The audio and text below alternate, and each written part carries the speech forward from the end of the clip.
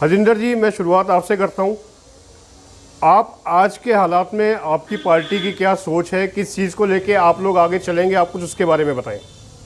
नमस्कार, मैं हरजिंदर सिंह। देखो, आम आदमी पार्टी की जो विचारधारा है वो सबके सामने बिल्कुल स्पष्ट रूप से है कि हमें अपने देश, प्रदेश और आम जनता का विकास करना है। सबसे बड़ी फिलॉसफी, सबसे बड़ा मैनिफेस्टो हमारी पार्टी का यही है कि आम जनता हमारी पार्टी में या किसी भी पार्टी में, किसी सरकार में या हमारी सरकार में खुश रहे। उस आम जनता की खुशी के लिए जो आम लोगों की निजी ज़रूरतें हैं छोटी मोटी, उसको आम आदमी पार्टी पूरा करना चाहती है और जो अपने मैनिफेस्टो में कहती है वो पूरा करती भी है। तो आम आदमी पार्टी की जो विचारधारा है वो आम जनता के साथ है। आम जनता अगर खुश है तो पार्टी हमारी सही रास्ते पे जा रही है। जी हाँ जी, विक्की सिंह जी, इन्होंने तो बता दिया कि इनका मैनिफेस्टो क्या कहता है। आप अपनी पार्टी की बात रखिए। देखिए, मैं एक समाजवादी पार्टी से हूँ। मेरा नाम विक्की सिंह सलूजा है और समाजवादी पार्टी का काम ये है जो समाज के साथ चले, जो समाज के काम करे, जो मजलूम जिन पे अत्याचार होता है उनकी आवाज़ उठाए, वो समाजवादी है। तो रही बात इस समय समाजवादी पार्टी की विचारधाराएं, ये है कि उनका काम है मेन विकास करना। उन मुद्दों पे बात होती है, जैसे अब मैं आपको बता दूं इस समय बेरोज़गारी कितनी बढ़ गई है। तो हमारी समाजवादी पार्टी ये चाहती है कि बेरोज़गारी जो बढ़ी है तो उसके ऊपर बात हो, उस पर लोगों को नौकरी मिलनी चाहिए और लोगों का हर तरह से काम आसान होना चाहिए, लोग खुश होने चाहिए, विकास होना चाहिए। जैसे बहुत से मुद्दे हैं जो आगे बात करने पे मैं आपको बताऊंगा कि समाजवादी पार्टी किस विचारधारा पे चल रही है और उनकी क्या विचारधारा है, ये सारे जानते हैं। जो ज़मीन के साथ जुड़ा है वो समाजवाद है, जो लोगों की मदद करे वो समाजवाद है, जो उत्पीड़न पे आवाज़ उठाए वो समाजवाद है, जो किसान के ऊपर आवाज़ उठाए वो समाजवाद है, जो गरीब मजदूर की आवाज़ उठाए वो समाजवाद है, जो भ्रष्टाचार पे आवाज़ उठाए वो समाजवाद है। तो इस समाजवाद का काम है, जो समाज के साथ चले वो समाजवाद है और मैं एक समाजवादी हूँ और हमेशा समाजवाद के साथ रहूँगा। बिल्कुल जी, आप दोनों ने अपनी अपनी पार्टी का पक्ष रखा, अच्छी बात है। और मैं अब जो आज की जो बहस है, मैं इसमें पहला सवाल विक्की जी आपसे करता हूँ। जी, आपने बात की समाजवाद की, आपने जो व्याख्या करी जी, तो वो ये सुनने में तो बहुत अच्छी लग रही है जी, लेकिन कहीं ना कहीं ऐसा भी लगता है सोशल मीडिया के अगर हम देखें आजकल कुछ छुपता नहीं है माफ़ी चाहूँगा, सोशल मीडिया के थ्रू कुछ छुपता नहीं है, लेकिन कुछ ऐसी बातें निकल के सामने आती हैं जिनको हमने देखा है। मान लीजिए मैं अभी समाजवादी पार्टी के जो अध्यक्ष हैं, मैं उन्हीं की बात करूं तो उनका एक बयान सोशल मीडिया पे काफ़ी देखने को मिलता है। अब वो सही है गलत है ये मैं नहीं उसमें जाना चाहता, लेकिन वो क्या लिखा हुआ आता है कि अगर हम सत्ता में आते हैं तो अयोध्या का नाम बदल के फैज़ाबाद करेंगे। तो ये किसको रिझाने के लिए, क्या ये वोट बैंक की राजनीति है कि ये क्या है? देखिए, मैं आपको बता दूं कि बीजेपी सरकार के इस समय जो अभी वर्तमान जो अभी हमारे जो मुख्यमंत्री हैं उनको कोई काम नहीं मिला है। उनको एक खाली नाम बदलना और फीता काटना, दूसरों के काम का फीता काटने का काम मिला है। जो इस समय वो क्या कर रहे हैं, हर जगह का नाम बदल रहे हैं। आप देख लो, आप मुगल सराय का नाम ले लो, उसका नाम कुछ और रख दिया। आप देख लो, एयरपोर्ट का नाम कभी कोई कुछ और रख रहे हैं। तो ये खाली एक नाम बदलने का काम है। उसी के ऊपर हमारे माननीय राष्ट्रीय अध्यक्ष जी जो हमारे अखिलेश यादव जी हैं, जिन्होंने ये बोला कि हम लोग सत्ता आने पे हम ये करेंगे, मगर वैसा नहीं होगा, अयोध्या अयोध्या ही रहेगी। बट उन्होंने उनके ऊपर तंज कस के ये बोला कि नाम बदलने से कोई चीज़ नहीं बदल जाता है, खाली उनका एक काम है नाम बदलना, और नाम बदलने से कुछ जो तो वो चीज़ तो वही की वही रहेगी। अब मेरा नाम अगर विक्की है और विक्की से हटा के अगर मेरा नाम कुछ और है तो विक्की तो वही रहेगा जिसका पुराना नाम जो चल रहा है।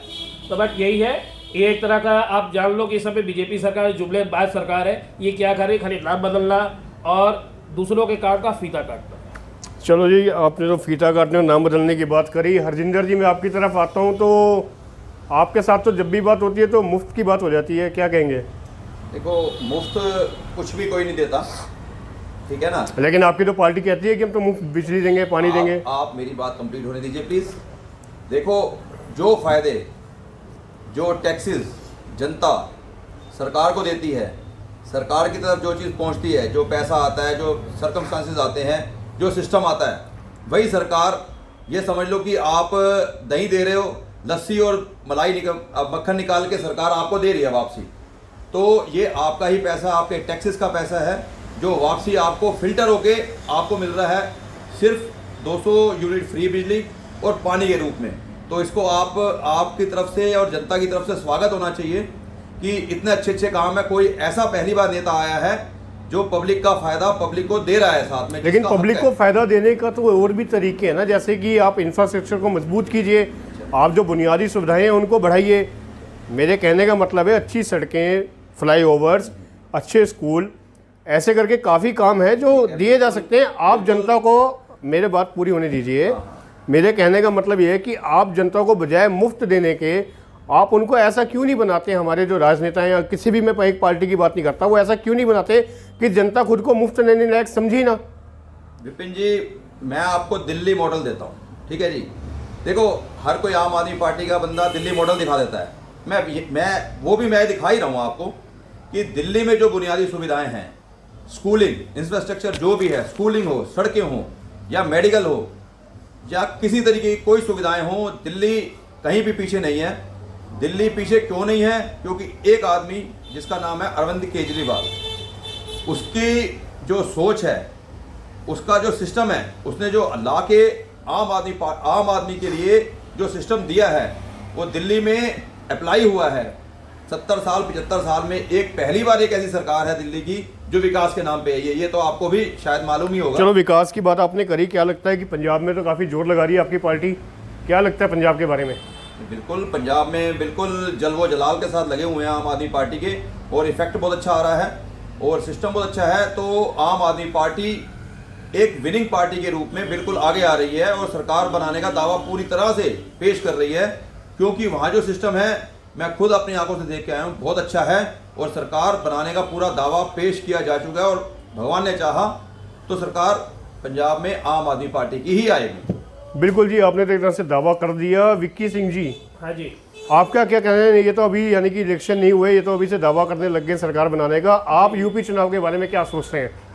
मैं ये बता दूं कि मुझे बताने की भी कोई ज़रूरत नहीं है। इस समय सोशल मीडिया बहुत आगे है और आप भी एक पत्रकार है तो आपको भी ये पता है कि इस समय यूपी में किस तरह से पूरी जनता इस समय अखिलेश कर रही है, क्योंकि आप भी ये देख रहे हैं और मैं भी ये देख रहा हूँ, क्योंकि इस जुमलेबाज सरकार से सब त्रस्त हो चुके हैं, परेशान हो चुके हैं। इस महंगाई के खिलाफ, इस बेरोजगारी के खिलाफ, इस समय जो कृषि कानून इन्होंने जो लागू किए थे उसके खिलाफ, तो इस समय पूरी जनता जो हमारे उत्तर प्रदेश की है, और भी मैं बता दूं, खाली हमारे उत्तर प्रदेश नहीं, और भी जगहों के जितने भी हमारे देश है, हर जगह की जनता इस समय इस पार्टी से परेशान है और इस पार्टी को हटाना चाहती है। और इस समय जो बनारस की हालात है, इस समय समाजवादी पार्टी पूरी बहुमत के साथ आएगी और इस बार हमारे उत्तर प्रदेश में खेला होगा। चलिए, आपने बात खेला की करी, एक और बात करते हैं जो आम जनता के बीच में काफ़ी ज़्यादा चर्चा में रहती है, वो है उत्तर प्रदेश की मैं माफ़ी चाहूँगा, कानून व्यवस्था। कानून व्यवस्था के बारे में सबके अपने अपने ओपिनियन है, लेकिन अब ज़्यादातर लोगों का ये कहना है कि अभी जो व्यवस्था है, कानून व्यवस्था जो है, संतोषजनक कही जा सकती है। अपराध पे अंकुश लगा है, इसके बारे में आप क्या कहेंगे? आप संतुष्ट हैं? मैं ये बताऊंगा, अगर मीडिया जब बिकी हुई है, गोदी मीडिया, मैं आपको नहीं कहूँगा, मैं गोदी मीडिया के बारे में बताऊँगा, जो गोदी मीडिया बिकी हुई है, जब उस कानून व्यवस्था के बारे में, अपराध के बारे में, बलात्कार के बारे में ऐसी न्यूज़ जब नहीं दिखाएगी, नहीं बताएगी, तो लोगों को कैसे पता चलेगा कि किस तरह से हालात है। मैं कहता हूँ 2017 से पहले का मुद्दे उठा लो और 2017 के बाद का सर्वे कर लो, आपको 2017 के पहले से ज़्यादा 2017 के बाद के मुद्दे आपको ज़्यादा, आपके लड़ाई झगड़े, अपराध, बलात्कार, कानून व्यवस्था की धज्जियाँ उड़ी हुई आपको 2017 के बाद की और ज़्यादा मिलेंगी। आप ये कह रहे हो कानून व्यवस्था की बात, तो 100 नंबर किसने लाई थी? अखिलेश यादव जी ने लाई थी, जो समाजवादी पार्टी के जो उन्होंने काम दिया था, अखिलेश यादव जी ने 100 नंबर, बाबा जी ने आके उसका नाम बदल के 112 कर दिया है। 10-90 महिलाओं के लिए उन्होंने एक नंबर चलाया था, उस 10-90 को बदल के योगी आदित्यनाथ जी ने उसमें रोमियो एक्ट वाला उस पर वो लगा दिया कि ये रोमियो एक्ट नंबर है। तो आप बताओ इस मुद्दे पे कैसे आप कहोगे कानून व्यवस्था ठीक है? लेकिन नंबरों से तो काम नहीं चलता ना, एक्चुअली नंबर नहीं चलता, तो आप कानून व्यवस्था देखिए ना। आप ये कह रहे हो पहले 100 नंबर 15 मिनट में आती थी और आज 100 नंबर पे आप फोन कर लो, अगर आधे घंटे 1 घंटे के बाद आएगी, आपके पास पहुंचेगी। आप ये कहते हो, आप ये देख लो ना, आप दूर क्यों जा रहे हो? आपके कानपुर के एक व्यापारी गए थे, कानपुर के व्यापारी गए थे ना घूमने के लिए गोरखपुर, क्या हुआ उनके साथ? वहां की कानून व्यवस्था ने क्या किया उनके साथ? होटल में चेकिंग के दौरान उनको मारा और इतना मारा कि उनकी डेथ हो गई, जब रात में लेके वो दौड़ते रहे हॉस्पिटल, जब उनको मृत्यु घोषित कर दिया गया, इस चीज़ को छुपाने के लिए वो उनके घर, और यहाँ तक कि यहाँ के मुख्यमंत्री जो इस समय वर्तमान मुख्यमंत्री है वो उनके घर नहीं पहुँचे, जहाँ पे माननीय अखिलेश यादव जी पहुँचे तो तुरंत उनकी मदद की, 20 लाख रुपए की मदद की थी। और यही बीजेपी सरकार के मुख्यमंत्री योगी आदित्यनाथ जी ने 10 लाख की जब मदद की तो उनके कानपुर के जो जितने भी वहाँ के अध्यक्ष और विधायक हैं बीजेपी सरकार के, वो बैनर पोस्टर लगा के वहाँ अपनी वाहवाही लूट रहे हैं। ये क्या कोई किसी मरने पे कोई वाहवाही लूटता है? मैं आगे बढ़ता हूँ और एक ऐसा सवाल जिसके ऊपर मैं आप दोनों की राय चाहूँगा, क्योंकि वो बिल्कुल बनता भी है। किसान आंदोलन को तकरीबन 1 साल से ऊपर हो चुका है, इस पर आप दोनों की क्या राय होगी? हरजिंदर जी, आप अपनी राय रखें पहले। देखो, किसान आंदोलन बहुत अच्छे लेवल पे और बहुत ऊंचे लेवल पे एक आंदोलन किया गया, एक सरकार के खिलाफ, एक निरंकुश तानाशाही सरकार के खिलाफ। इस आंदोलन को बदनाम करने के लिए सरकार ने कौन सा कदम है जो नहीं उठाया? अपनी तरफ से सारी कोशिशें कर ली सरकार ने। उनको खालिस्तानी बोला गया, आतंकवादी बोला गया, परजीवी बोला गया और समथिंग क्या क्या नहीं बोला गया। लेकिन 26 जनवरी पे बवाल भी तो उन्हीं लोगों ने किया था। बिल्कुल, आपकी बात बिल्कुल आ रहा हूँ आपके 26 जनवरी पे ही। 26 जनवरी पे जो एक सिस्टम, एक फिल्म बना के दिखाई गई बीजेपी सरकार के द्वारा किसानों को बदनाम करने की थी, किसान आंदोलन उसके बाद और मजबूत होकर आया। ऐसा मजबूत हुआ कि सरकार अपने आप में हिल गई। उसका नतीजा ये हुआ कि मोदी जी ने स्पेशली माफ़ी मांगी उनसे, किसानों से, और कानून वापस लेने का वादा किया और कानून वापस भी लिएगा। और ये सोच लो कि किसान अपने आप में हल्के नहीं है, किसान अपने पावर में है पूरी, और किसानों ने जो करके दिखाया है शायद वो हिंदुस्तान का नहीं, एक पूरे विश्व का इतिहास बदल के दिखाया है कि जो क्रांति होती है वो मजदूर से होती है और मजदूर को उसकी मजदूरी पसीना सूखने से पहले मिलनी चाहिए। जी, तो मैं आता हूँ विक्की जी आपके पास। आपका क्या कहना है कि जो किसान आंदोलन तकरीबन 1 साल से चल रहा है, अभी भी चल ही रहा है वो? जी। तो समाजवादी पार्टी की तरफ से यहाँ आपकी राय उस पर क्या है, आप क्या कहना चाहेंगे? देखिए, किसान आंदोलन ये हमारा इस सरकार के खिलाफ जो किसानों का जो आंदोलन था, ये सबसे बड़ा आंदोलन था। 1907 में अंग्रेजों के खिलाफ किसानों ने आंदोलन किया था, वो 9 महीने चला था। और ये आंदोलन जो किसानों ने, जिन्होंने अपने हित के लिए वोट देके जिस पार्टी को लाया था, एक उसी के खिलाफ ये आंदोलन था। जो इस कृषि कानून 3 कानून को जो ये पहले बीजेपी वाले गोदी मीडिया बहुत वाहवाही ले रहे थे कि ये कैसा है, ये वैसा है, बहुत इसमें फ़ायदे हैं, आज उसी कानून को चुनाव नज़दीक आने पे, यूपी और पंजाब के चुनाव नज़दीक आने पे बीजेपी सरकार ने उस तीनों कृषि कानून को वापस ले लिया डर पे। उन्होंने सर्वे कराया, सर्वे कराने पे उनको ये लगा कि मैं दोनों जगह से चुनाव हार रहा हूँ, जिसके कारण उन्होंने इस कृषि कानून को वापस लिया। अब गोदी मीडिया ये सोच रही कि हम इस पे कैसे वाहवाही ले, इस पे कैसे क्या बताएं। तो यानी कि आप ये कहना चाहते हैं, मैं एक तरह समझूं कि भाई ये जो सरकार है, क्या ये किसान विरोधी है? ये किसान विरोधी है। आप ये बताओ, 1 साल से किसान फिर क्यों बैठता वहाँ पे? मैं आपके सामने, आप दोनों के सामने मैं एक बात रखनी चाहूंगा, मेरे पास एक रिकॉर्ड है। आप मेरी बात सुनिए। बात बोलूंगा कि आज ये बताओ 750 किसान शहीद हो गए। पहले तो उनका मुआवजा चाहिए। 150 से ज़्यादा ट्रैक्टर उन्होंने चालान किए हुए, जब्त किए हुए, वो ट्रैक्टर वापस चाहिए। और जितने भी किसानों के ऊपर इन्होंने मुकदमा लगाया है वो सारे मुकदमे वापस होने चाहिए, तो किसान वहां अपनी जगह से वापस अपने घर को जाएगा। किसानों का फेलियर रहा है। नोटबंदी में इतने लोग मर गए, उसका जिम्मेवार कौन है?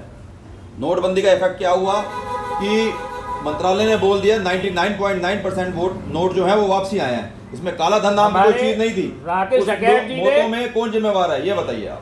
और चुनूनी साहब जी ने, ये इन दोनों का ये फैसला है, जब तक इन मुद्दों पे बात नहीं होती, हमारे 700-750 किसान जो शहीद हुए हैं उन पर मुआवजा जब तक नहीं मिलता, और 150 ट्रैक्टर जब जब्त किए उनको उस तरह से जो उनकी मांगे हैं वो पूरी नहीं होती, और जितने किसानों पे उन्होंने मुकदमे किए, वो सारे किसान मुकदमे वापस नहीं होते, तब तक वो वहाँ से नहीं जाएंगे। ये इनकी चाल थी, जो इन्होंने चाल अपनी बहुत सोची समझी इन्होंने चाल चली है बीजेपी सरकार ने, माननीय मोदी जी ने और योगी जी ने और अमित शाह जी ने। मैं आपके सामने कुछ फिगर्स रखना चाहता हूं जो मैंने सर्च किए हैं जी। इसमें किसी की तरफदारी नहीं है, किसी भी तरह की तरफदारी नहीं है, लेकिन जैसा कि कहा जाता है कि किसान आंदोलन जो चल रहा है वो सरकार के विरोध में चल रहा है, कानूनों के विरोध में चल रहा है, और विरोध सरकार का हो रहा है। तो इसी सरकार ने जो है क्या किया है, कृषि बजट को 5 गुना बढ़ा दिया है, फसल लोन को दोगुना कर दिया है। 6,845 करोड़ का फसल बीमा क्लियर हुआ है। एमएसपी पर जो खरीद हुई है 2020-21 में, मैं सिर्फ गेहूं की बात करूंगा तो गेहूं की बात जो है कितनी खरीद हुई है, 433 लाख मीट्रिक टन खरीद हुई है, जिस पे भुगतान किया गया है 8,580 करोड़। इसके अलावा किसान सम्मान निधि की 7वीं किस्त जा चुकी है, 8वीं अभी आएगी। 1 लाख करोड़ एग्रीकल्चर इंफ्रास्ट्रक्चर के लिए खर्च होने हैं, जिसमें कोल्ड स्टोरेज और मंडी का विकास किया जाएगा। ये वो कुछ बातें हैं जो कि सरकार ने की है। तो आप कैसे कह सकते हैं कि ये जो सरकार है ये किसान विरोधी है? मैं आपको बताना चाहता हूँ, ये जो आप आंकड़े पेश कर रहे हैं ना, तो ये सिर्फ सरकार के दिए हुए आंकड़े हैं, इसके अलावा कुछ नहीं है। ये कुछ नहीं है। बुनियादी लेवल पे, जमीनी स्तर पे इसका कोई फायदा नहीं है जब तक किसान परेशान है। नहीं हो सकता, मैं इन फिगर्स को आप भी चेक कर सकते हैं। मैं चेक करवा लें, कोई दिक्कत नहीं है। 1 साल से किसान अगर परेशान रहा, 1917 में रूस में जब क्रांति हुई थी, अकेले लेनिन ने ऐसी क्रांति की ज्वाला भड़काई थी कि पूरे रूस में जार का शासन निकल गया था। और ये हालात अब मोदी साहब को नजर आने लग गए थे कि ये सरकार, ये जो किसान है, ये सरकार को उखाड़ के फेंकने का दम रखते हैं। इस वजह से उन्होंने जो भी सिस्टम बना रखा है वो ठीक अपने आप आ गए अपनी लाइन पे। और जो आप आंकड़ों की बात कह रहे हैं, वो आंकड़े सरकार की तरफ से दिए हुए हैं। देखा जाए तो बेसिकली किसान पंजाब और हरियाणा को छोड़ के पीछे से परेशान ही है। लेकिन हरजिंदर जी, आंकड़े तो सरकारी एजेंसी ही जिसे कहते हैं देती है। इसके अलावा कई डिफरेंट सर्वे एजेंसियां भी होती हैं। हाँ जी, बिल्कुल। तो आप इनको चेक भी कर सकते हैं। और इसके अलावा देखिए, फैक्ट चेक होने के बाद ही तो आते हैं। बिल्कुल बिल्कुल, फैक्ट तो हमेशा फैक्ट रहते हैं जी, बिल्कुल कोई दिक्कत वाली बात नहीं है। मैं ये मगर फिर बताना भी चाहूंगा, ये जो एजेंसीज हैं, ये सरकार की, जब देखो हम वही बात, जैसे हमारे समाजवादी विक्की सिंह सलूजा ने बात कही थी कि हर कोई मीडिया गुलाम नहीं होता, मगर फिर भी जो कवर अप कर रखा है मीडिया को, जैसे मीडिया कवर अप कर रखा है वैसे भी सरकारी एजेंसीज कवर अप है। तो ये जो आंकड़े पेश कर रही है ना, ये सिर्फ भक्तों को दिखाने के लिए है कि आप ये फुटबॉल लो और इससे खेलो और खुश रहो। जी विक्की जी, आप क्या कह रहे थे? देखिए, मैं ये कहूँगा कि ये इस समय चुनाव नज़दीक आने पे इनके जो आंकड़े हैं, इनके जो भाषण हैं, ये खाली उसी भी के मुद्दे हैं। तो उनको पता है चुनाव अब ज़्यादा दिन नहीं रह गए। तो उससे लिए जो आप कह रहे हो ना कि आप सर्वे कर लीजिए, आप पता कर लीजिए, तो जब तक ये लागू होगा तो पता चलेगा। अगर आप खाली भाषण दे के रह जाओ, मैं ये कर रहा हूँ वो कर रहा हूँ, तो उससे तो काम चलेगा नहीं। ये होने पे होता है, भाषण देने से नहीं होता है। मेरा आप लोगों से एक और सवाल है, क्योंकि बहस का टाइम काफ़ी हो चुका है, मैं चाहूँगा कि जल्दी से मैं मेन मुद्दों पे आ जाऊँ। तो एक सवाल ये भी निकल के आता है कि जैसे कि चाहे आप सीए ले लो, चाहे अभी आप ये किसान बिल ले लो, सड़क पे बैठना, सिस्टम को पंगु बनाना, फिर अपनी बात मनवाना या नहीं मनवाना, वो एक अलग बात है कि कौन मानता है कौन नहीं मानता, कौन झुकता है नहीं झुकता। लेकिन आप दोनों एक एक करके इस पे राय दीजिएगा कि क्या ये गलत परिपाटी नहीं है। इसके ऊपर विक्की जी, मैं आपका कमेंट चाहूँगा पहले। देखिए, किसी का विरोध करना पहले बात तो गलत नहीं है। जहाँ अत्याचार होगा, जहाँ गलत होगा, तो वहाँ सड़क पे बैठ, लेकिन विरोध के नाम पे दूसरों को परेशान करना भी। कौन परेशान हुआ? आप चलो मेरे साथ, मैं होके आया हूँ सिंधु बॉर्डर, शाहीन बाग की वजह से कितने लोग परेशान हुए थे। देखिए, शाहीन बाग का आज भी पंजाब जाने के लिए अगर लोग हाईवे यूज नहीं कर पा रहे हैं। आपको शाहीन बाग का जो मुद्दा था वो किसानों से अलग है। शाहीन बाग का यह मुद्दा नहीं है। यहाँ हम कृषि कानून को मुद्दा मैं आंदोलन की बात कर रहा हूँ कि आंदोलन सड़क पे होना चाहिए कि नहीं होना चाहिए। हम नकार नहीं सकते, मुद्दे को भी सीए एनआरसी को हम नकार नहीं सकते। मोदी सरकार की ये प्रॉब्लम रही है, ये परेशानी रही है कि आगे भाग जाओ। मोदी सरकार इतना आगे भाग जाती है कि मुद्दे बड़े पीछे छोड़ जाती है। सीए एनआरसी जिसके पीछे जो इतना विवाद था, उसके बाद भी मोदी सरकार ने किसानों पे आ गए। मोदी सरकार का जो काम है, पब्लिक को सिर्फ परेशान करना है कि मेन मुद्दे जो महंगाई है, बेरोजगारी है, इससे हटा के जनता का ध्यान दूसरे मुद्दों पे लेके आया जाए। इसके अलावा कुछ भी नहीं है। उत्तर प्रदेश की जनता से एक विनती करूंगा कि इस बार यूपी में खेला होना है तो प्लीज़ अपने समाजवादी पार्टी को वोट करें और कुछ बदलाव करें, जो विकास के नाम पे बदलाव हो सके, ना कि गोदी मीडिया और जुमलेबाज की सरकार आ जाए और हमारी जनता का विकास ना हो सके। जुल्मी कब तक जुल्म करेगा सत्ता के गलियारों में, जुल्मी कब तक जुल्म करेगा सत्ता के गलियारों में, चप्पा चप्पा गूंज उठेगा जय समाज जय अखिलेश के नारों से। नमस्कार, जय समाजवाद। मैं हरजिंदर सिंह, वार्ड नंबर 7 पार्षद उम्मीदवार, अध्यक्ष अल्पसंख्यक प्रकोष्ठ आम आदमी पार्टी, आप सबसे अपील करता हूं कि आप अपने क्षेत्र प्रदेश के विकास के लिए जो पार्टी जो नेता जिम्मेवार हों उनके साथ चलें, उनके साथ मिलकर उनके कदम आगे बढ़ाएं और अपने प्रदेश देश के लिए एक उदाहरण पेश कीजिए। आम आदमी पार्टी जिंदाबाद।